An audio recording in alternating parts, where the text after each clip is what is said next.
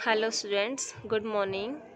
9th class Hindi medium science, इस पे हम लोग चैप्टर 9 शुरू करेंगे, जिसका नाम है बल तथा गति के नियम। इससे पहले हम 8वें चैप्टर को थोड़ा सा रिवाइज कर लें बेटा। उसमें क्या था, गति क्या होती है। जब कोई वस्तु अपनी स्थिति को बदलती है तो गति कहलाती है। अपने परिवेश के सापेक्ष गति अपनी स्थिति को बदलती है तो गति में कहलाती है। उसके बाद हमने देखा था कि त्वरण क्या होता है, कि जब कोई वस्तु समय के साथ अपनी स्पीड को अपने वेग को कम या ज़्यादा कर रही है तो त्वरण नाम की यहाँ पर राशि उत्पन्न होती है। इसके अतिरिक्त हमने देखा था कि जब कोई वस्तु समान समय में समान दूरी तय करती है, 5 सेकंड में मान लो 10 मीटर चलती है, अगली 5 सेकंड में फिर से 10 मीटर चलती है, अगली 5 सेकंड में फिर से 10 मीटर चलती है, तो उसकी गति को हम कहते हैं एक समान गति, एक समान चाल से चल रही है वो। ठीक है बेटा। यदि वह समान समय है लेकिन कभी 12 मीटर 5 सेकंड में, अगले 5 सेकंड में कभी 15 मीटर, अगले 5 सेकंड में 10 मीटर वगैरह वगैरह ऐसे अलग अलग दूरियां तय कर रही है, तो हम उसे कहते हैं असमान चाल से गति कर रही है। ठीक है बेटे, असमान चाल से गति कर रही है। तो इस प्रकार से कुछ पॉइंट्स हमने देखे थे, ये आपको याद रहें, इस लेसन में काम आएंगे। उसमें हमने 3 इक्वेशन और देखी थी बेटा। एक तो थी v = u + at। इसका मतलब क्या है, v होता है अंतिम वेग, u होता है आरंभिक वेग, a होता है त्वरण और t होता है बेटे समय। एक देखा था हमने v² - u² = 2as। ये कुछ ऐसी इक्वेशन है जो आपको सम सोल्व करने में, न्यूमेरिकल सोल्व करने में हेल्प करेंगी। एक इक्वेशन है s = ut + ½ at²। ठीक है बेटा। s होती है दूरी बराबर है आरंभिक वेग गुणा समय 1/2 ½ a है त्वरण और t है समय। ठीक है बेटा। तो इन 3 समीकरणों से हम चाहे जोन सी राशि निकाल सकते हैं। ये मैंने आपको वीडियोस भी भेजी है, निकालने का तरीका, कैसे इनको डिराइव करते हैं और इनको यूज़ करने के लिए कैसे न्यूमेरिकल निकालते हैं, इनको यूज़ करके, तो वो भी मैंने आपको भेज रखे हैं। अब जो एक्सरसाइज क्वेश्चंस हैं वो सभी सारे इन्हीं पर बेस्ड हैं, तो सारे न्यूमेरिकल आपने करने हैं ये। ठीक है बेटा। आगे देखो, 9 चैप्टर आपको आसानी समझ में आ जाएगा अगर आपने 8th को ध्यान से पढ़ा है तो। देखो बेटा, कोरोना में ना टीचर सिर्फ आपकी हेल्प कर सकता है, ज़्यादा जो मेहनत है अब आपको करनी पड़ेगी। ठीक है ना बेटा। ऐसी वीडियोस में हर बात आप लोग पूछ भी नहीं पाते हो, हर बात का हम लोग जवाब दे भी नहीं पाते हैं। कोशिश करते हैं कि आपकी सारी समस्याओं का समाधान की जाए, लेकिन बेटा संभव नहीं है ना ऐसा। तो आप लोगों ने बार बार NCERT बुक्स को पढ़ना है। ठीक है बेटे। तो हम लेसन को पढ़ रहे जा रहे हैं। देखिए, चैप्टर 9 में पिछले अध्याय में हमने एक सरल रेखा में वस्तु की स्थिति, वेग, त्वरण के आधार पर वस्तु की गति का वर्णन किया। हमने देखा कि ऐसी गति में कभी एकरूपता होती है और कभी नहीं। लेकिन अभी हमने ये चर्चा नहीं की कि गति का कारण क्या होता है, कि क्या कारण है गति होती है किसी वस्तु में। समय के साथ वस्तु की चाल क्यों बदलती है, क्या सभी प्रकार की गतियों का कोई कारण होता है। यदि ऐसा है तो इस कारण का स्वभाव क्या है, मतलब क्यों गति करती है वस्तु, किन किन बातों पर निर्भर करता है वो कारण। इस अध्याय में हम ऐसे सभी प्रश्नों का उत्तर देंगे, अपनी ऐसी उत्सुकताएं जिज्ञासाएं बुझाएंगे। सदियों से गति और इसके कारणों ने वैज्ञानिकों और दार्शनिकों को उलझा रखा था।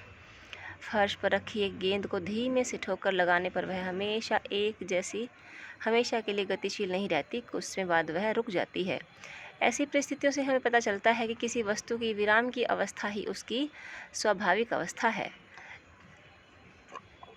ऐसी मान्यता तब तक बनी रही जब तक कि गैलीलियो और आइजैक न्यूटन ने वस्तुओं की गति के बारे में एक पूर्णतः भिन्न संकल्पना प्रस्तुत की। तो गैलीलियो ने और आइजैक न्यूटन ने क्या प्रस्तुत किया वो भी हम इस चैप्टर में देखेंगे। अपने प्रतिदिन के जीवन में हम देखते हैं कि एक स्थिर वस्तु को गति देने के लिए या गतिशील वस्तु को रोकने के लिए हमें कुछ प्रयास करना पड़ता है। सामान्य भाषा में हम इसके लिए हमें शारीरिक प्रयास करना पड़ता है तथा हम कहते हैं कि किसी वस्तु को गति की अवस्था में लाने के लिए हमें उसे खींचना, धकेलना या ठोकर लगाना पड़ता है। खींचने, धकेलने या ठोकर लगाने की इसी क्रिया पर बल की अवधारणा आधारित है। अब हम बल के विषय में विचार करते हैं। तो बेटा यहाँ पर एक नई परिभाषा आई है।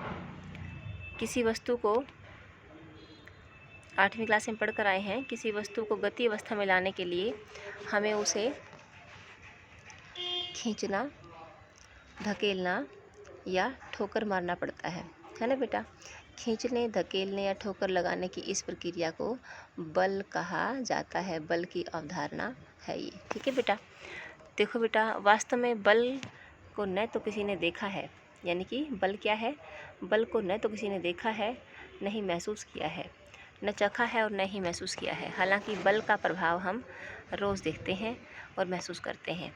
किसी वस्तु पर बल लगाने पर क्या होता है, यह जानकर हम बल की व्याख्या कर सकते हैं। वस्तु को खींचना, धकेलना, ठोकर लगाना, ये सभी क्रियाएं वस्तु को गति देने की युक्तियां हैं। चित्र 9.1 में हमारे द्वारा किसी तरह का बल लगाने पर उनमें गति होती है। देखिए चित्र 9.1 में दिख रहा है। 9.1 ए में यह बच्चा इसको धकेल रहा है। धकेलने पर जो ट्रॉली है वह बल की दिशा में काम कर रही है। कैसे बेटा, देखो ये जो बच्चा है इसको इस तरह धकेल रहा है, ठीक है, तो ये इसी दिशा में गति कर रही है। दराज को बाहर की ओर खींचते हैं, यह बाहर की ओर आ रहा है। बल भी इसी दिशा में लगा। दराज को खींचते वक्त दराज उसी दिशा में खुलता है। अब ये लड़की है, बॉल को हिट करती है और बॉल गति अवस्था में आ जाती है। पिछली कक्षाओं में अर्जित ज्ञान के आधार पर आप इस बात से परिचित हैं कि किसी वस्तु में वेग का परिमाण बदलने, याद है बेटा 8th क्लास में बहुत अच्छे से याद होगा, करवाया था हमने। किसी वस्तु का कि वेग का परिमाण बदलने, वेग क्या होता है बेटे, जैसे मान लो कोई गेंद चल रही है, ठीक है ना, अभी गेंद है, अभी गेंद गति कर रही है, ठीक है, चल रही है गेंद। अब मान लो यह 5 मीटर प्रति सेकंड के हिसाब से चल रही है। अब मान लो मैंने इसके वेग को बढ़ाना है, स्पीड को बढ़ाना है, तो इसको ज़ोर से किक करना पड़ेगा, हिट करना पड़ेगा ना। या फिर मान लो हमने इसको ना इसकी स्पीड को कम करना है, 2 मीटर प्रति सेकंड करा, तो हम इसको रोकना पड़ेगा, है ना बेटा, है ना। इसकी गति को बढ़ाना है तो इस दिशा में बल लगाना पड़ेगा, इस गति को रोकना है तो इस दिशा में बल लगाना पड़ेगा। एम आई राइट, है ना बेटे। तो यानी कि ये यही कह रहा है बेटा कि किसी वस्तु के वेग का परिमाण बदलने अथवा वस्तु की गति को तेज या धीमी करने के लिए या उसकी गति की दिशा को बदलने के लिए, इस दिशा में जाएगी गेंद या इस दिशा में जाएगी, बदलने के लिए बल का प्रयोग होता है। आप यह भी जानते हैं कि किसी बल के प्रयोग द्वारा वस्तु का आकार या आकृति बदली भी जा सकती है। याद है बेटा, ये देखो स्प्रिंग को खींच दोगे, है ना बेटा, स्प्रिंग को आप लोग प्रेस कर दोगे, ये बॉल दिख रही है, बलून दिख रहा है ना बेटा। तो ये क्या बातें हैं, जैसे देखो बल से हम क्या कर सकते हैं, किसी वस्तु को देखो मैं यहाँ पर लिख कर दिखा रही हूँ, आप लोगों को थोड़ा इजी लगेगा बेटा। किसी बल द्वारा क्या कर सकते हैं, किसी वस्तु को गति दे सकते हैं, ठीक है ना। दूसरा पॉइंट क्या है, किसी वस्तु को, गतिशील वस्तु को विराम अवस्था में ला सकते हैं ना बेटा, कोई वस्तु गति कर रही है इसको विराम ला सकते हैं। तीसरा पॉइंट, किसी वस्तु की जो गति है उसके वेग को, किसी वस्तु की गति को बढ़ा या घटा सकते हैं, ठीक है बेटा।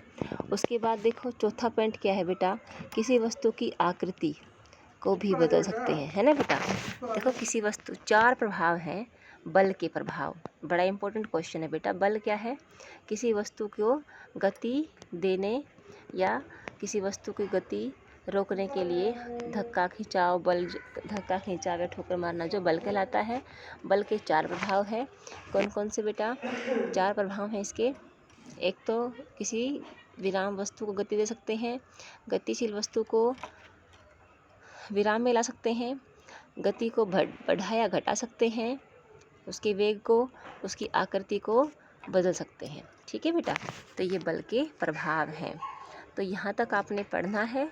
संतुलित और असंतुलित जो बल है वो हम कल पढ़ेंगे। आज के लेक्चर में इतना ही। Thank you and all the best.